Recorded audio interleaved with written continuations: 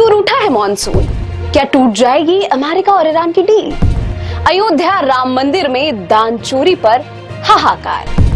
नमस्कार, मैं हूं मोनिका पांडे और आप देख रहे हैं वेब दुनिया की खास पेशकश WD नाउ, जिसमें बात करेंगे सप्ताह भर के सुर्खियों की एक अलग अंदाज में। देश में मॉनसून का इंतजार तो खत्म हो गया है, लेकिन इस बार मॉनसून की रफ्तार और तेवर थोड़े अलग हैं।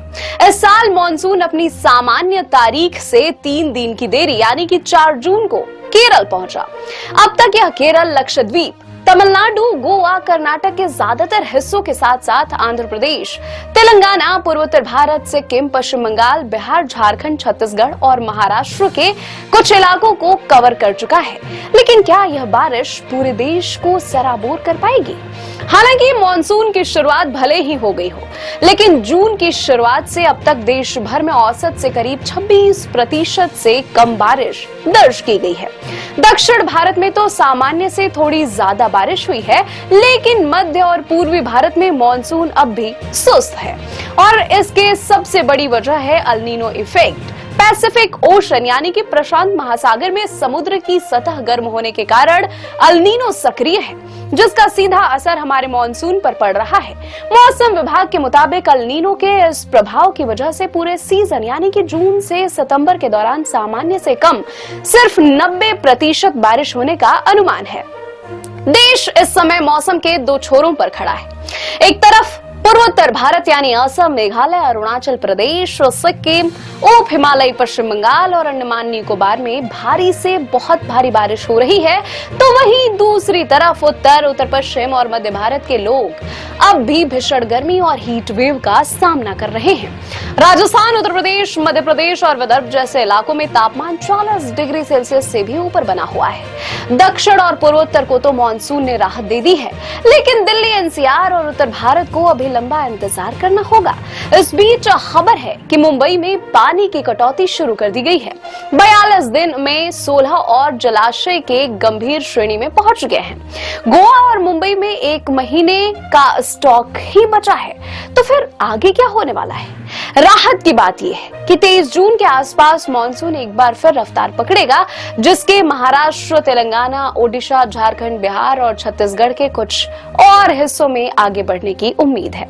इसके साथ ही इन राज्यों में बारिश की गतिविधियां बढ़ेंगी। वहीं मुंबई और पुणे जैसे पश्चिमी तटों पर 22 जून के आसपास मॉनसून का एक नया पल्स दस्तक दे सकता है, जिससे वहां भारी बारिश की शुरुआत होगी। लेकिन उत्तर पश्चिम और मध्य भारत के लिए अगले 1-2 हफ्ते भी चिंताजनक रह सकते हैं।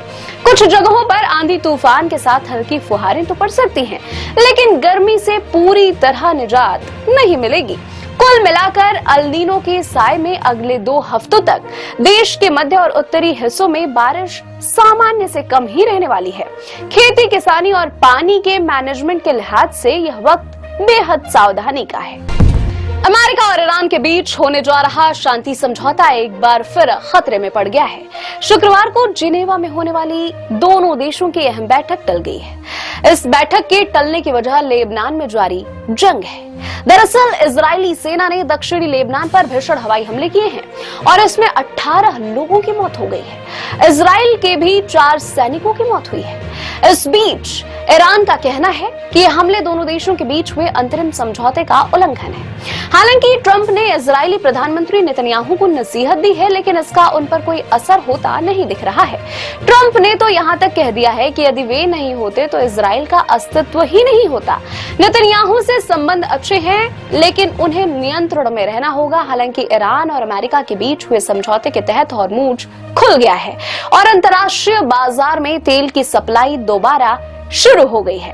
लेकिन बड़ा सवाल यही है कि क्या यह समझौता टिक पाएगा? एक तरफ ईरान की शर्तों पर अड़ियल रुख और दूसरी तरफ इजराइल का कड़ा विरोध इस डील की सफलता पर बड़ा सवालिया निशान लगाता है। अगर यह समझौता फेल हुआ तो मिडिल ईस्ट में जंग की आग और भड़क सकती है। और दूसरी ओर भारत के प्रधानमंत्री नरेंद्र मोदी और अमेरिकी राष्ट्रपति डोनाल्ड ट्रंप के बीच 16 महीने बाद मुलाकात हुई। इस मुलाकात पर पूरी दुनिया की नजरें थी। मोदी ने मुलाकात के दौरान भारतीय नाविकों के मौत का मुद्दा उठाया। उन्होंने कहा कि दुनिया के समुद्री व्यापार में 10% से ज्यादा भारतीय नाविक अपनी सेवाएं दे रहे हैं। हॉर्मुज जलडमरू मध्य को वैश्विक अर्थव्यवस्था के लिए खुला रखना जितना जरूरी है, हमारे नाविकों की सुरक्षा भी उतनी ही सर्वोपरि है। ट्रंप ने इस चिंता को गंभीरता से लिया। दोनों नेताओं ने साल 2025 में हस्ताक्षरित इंडिया यूएस कॉम्पैक्ट के तहत रक्षा रणनीतिक तकनीकों और ऊर्जा क्षेत्र में हुई प्रगति की समीक्षा की। ट्रंप से जब भारत अमेरिका रक्षा संबंधों पर सवाल पूछा गया तो उन्होंने कहा कि हमारा रिश्ता बेहतरीन है, अगर भारत पर हमला हुआ तो हम उसके साथ खड़े रहेंगे। हालांकि ट्रंप अपनी बातों पर कितना खरा उतरेंगे यह तो वक्त ही बताएगा। अयोध्या के भव्य राम मंदिर में रामलला के दरबार में करोड़ों भक्त अपनी आस्था के चलते नगद के साथ ही महंगी महंगी सामग्रियां चढ़ा रहे हैं। उसी दरबार में करोड़ों रुपए के चढ़ावे की चोरी ने पूरे देश में हड़कंप मचा दिया है। इस महाविवाद पर अब खुद मुख्यमंत्री योगी आदित्यनाथ ने अयोध्या की धरती से हुंकार भरी है और ऐसी चेतावनी दी है जिससे लखनऊ से लेकर दिल्ली तक की सियासत डूल गई है। शुक्रवार को अयोध्या पहुंचे मुख्यमंत्री योगी आदित्यनाथ ने दो टूक शब्दों में कहा, राम मंदिर के लिए देश ने 500 साल का इंतजार किया है, अब जांच के लिए 15 दिन और सही। एसआईटी जांच में दूध का दूध और पानी का पानी हो जाएगा। योगी ने साफ कर दिया कि दोषी चाहे कितना भी रसूखदार क्यों ना हो, उसे पताल से भी ढूंढ निकालेंगे और किसी भी कीमत पर बख्शेंगे नहीं। इस बीच सबसे सनसनीखेज खबर यह रही कि जांच के घेरे में आए राम मंदिर के ट्रस्ट के महासचिव चंपत राय को सीएम योगी के सरकारी कार्यक्रम से पूरी तरह दूर रहने के निर्देश दिए गए हैं, जिसके बाद वे पूरे दौरे में कहीं नजर नहीं आए।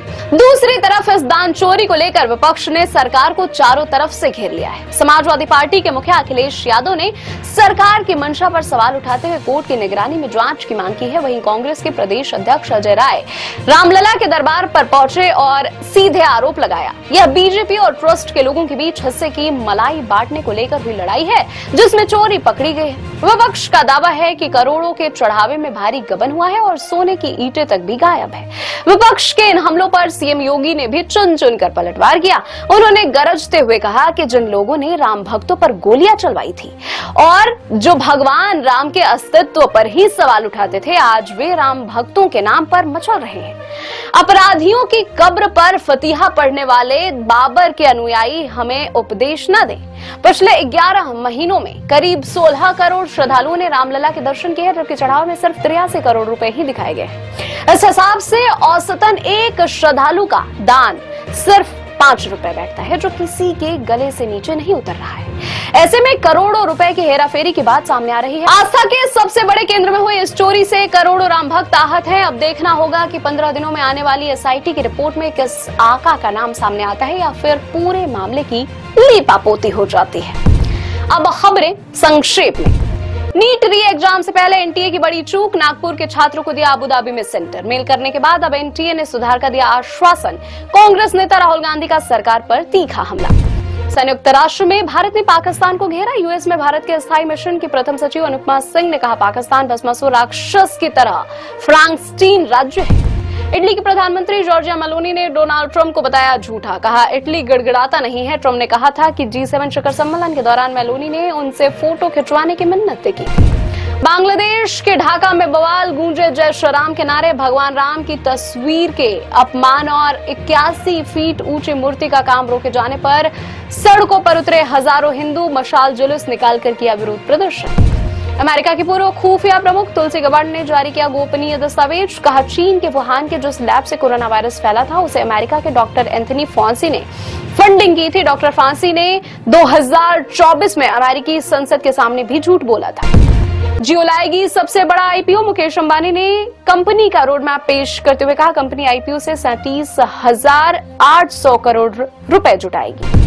ये थी वेब दुनिया की खास पेशकश। WD नाउ अगले सप्ताह की सुर्खियों के साथ फिर हाजिर होंगे। नमस्कार।